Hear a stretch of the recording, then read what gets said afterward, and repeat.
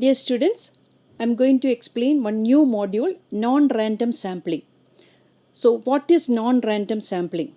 Non-random sampling is totally against random sampling, where in random sampling every unit of the population will get an equal chance of being selected in the sample.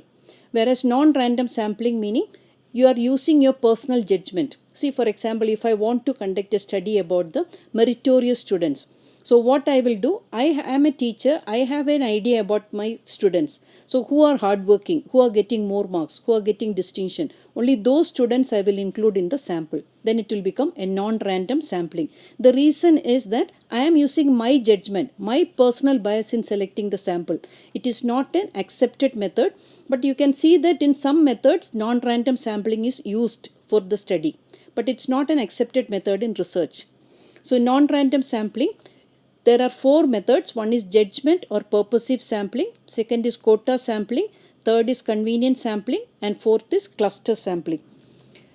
So in non-random sampling, as I told you, the investigator is using personal judgment. How I am identifying the meritorious students. Second is personal bias. My closeness with the students. My approachability with the students. So all this I am selecting for including them in the sample. Then it will become non-random. So this method, as I told you, it's not an accepted method for data collection in research. Now the first method I will explain, judgment or purposive sampling.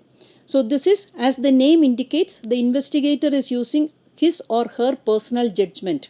So investigator exercises his judgment in the choice.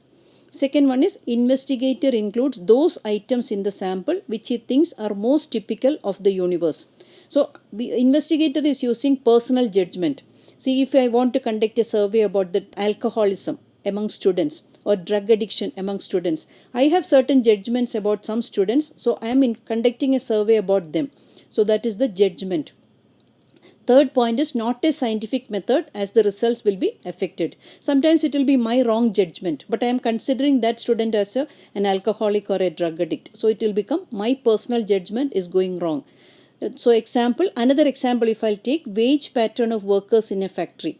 So if I want to conduct a survey saying that the wage pattern is not correct, they are not following the government rules and regulations, the workers are less paid. So I am using this method to prove that I am selecting only those workers who are getting less paid. So that is my judgment and I want to prove something. That is my idea. So for that I am using judgment or purposive sampling. Now the second one is quota sampling. So this investigator assigns a fixed number or quota of persons from within certain well-defined category. So that you have to remember. See, for example, if you want to conduct a survey among college students. So if my idea is to conduct a survey about 100 students from all the colleges in Bangalore. So I will get the quota, 100 students. So all the colleges, imagine if 500 colleges are there in Bangalore city. So each college I have to select 100. That is the quota given to me. So accordingly, I have to select any 100 students from the quota. So within the quota, the selection of sample depends upon personal judgment. I can go to the colleges, I can select any 100 students. So example is, this method is popular for radio listeners. So that any 100 radio listeners we can select. Then we can do a research.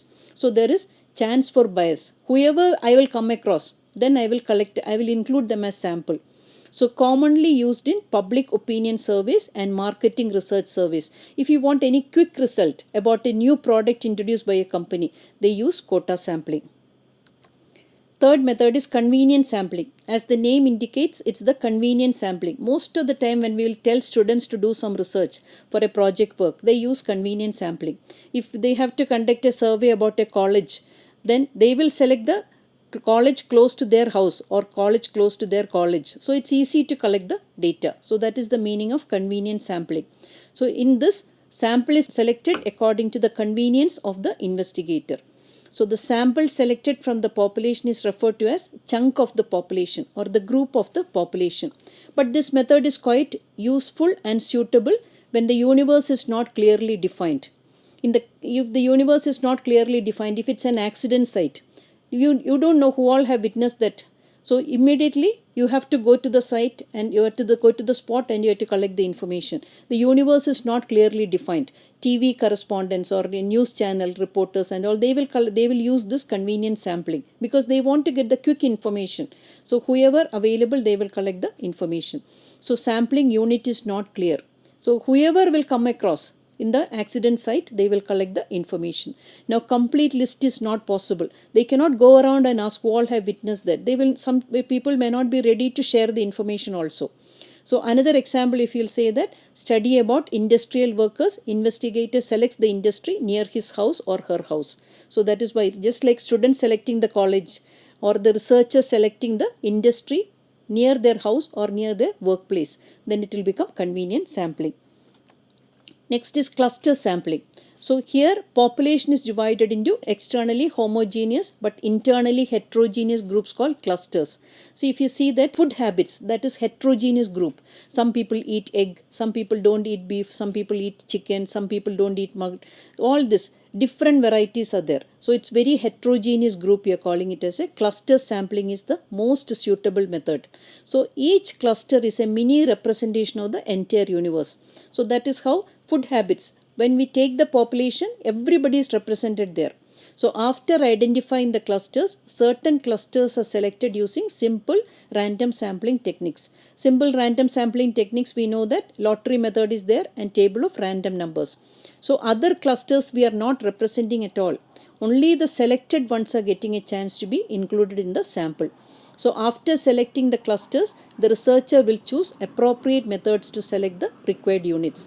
I am conducting a survey about the eating habits. So vegetarians, non-vegetarians, Jain community, Muslims, like that, Hindus, those who eat only egg, those who eat only chicken, those who eat only fish, like that we will form different clusters and we will conduct a survey. Then it is known as cluster sampling. So from the cluster, using an appropriate random method, we will select the sample. But this is also a non-random sampling method. Now, I want to explain about this merits of sampling. So, the merits of sampling, you have to remember the time required is less compared to census survey. Census survey, you know that entire population is covered, whereas sampling meaning you are taking a sample from the population. So, the time required is much less. Second one is financial resources. If financial resources are limited, sample survey is the only appropriate method.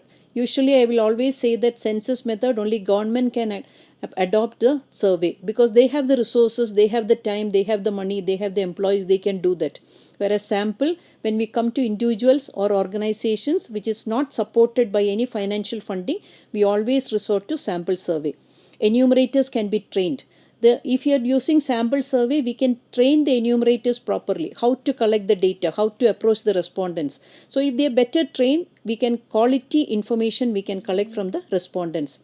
Then more detailed information can be collected. See, census survey, if you are able to cover only 15 questions, maybe 25 questions, you can collect detailed information if you are using sampling. Now in some cases, only sampling method is possible. See, for example, manufacturing units. You will not check each and every item. If it's a garment factory, one lot you will take. If you see that it's appropriate, there is no damages, then you will assume that the entire population or the entire lot is error free. So you can send it for sale.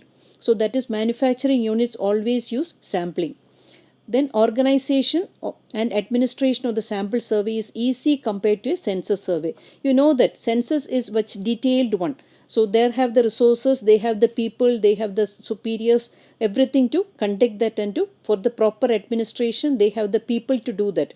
Whereas sample meaning it's much simple. You're doing a simple work. Sometimes you can only coordinate and you can administer the survey properly. Now we are coming to the last slide, that is limitations of sampling. So first one is, if it is not properly administered and executed, the results may be inaccurate. Results may not be correct.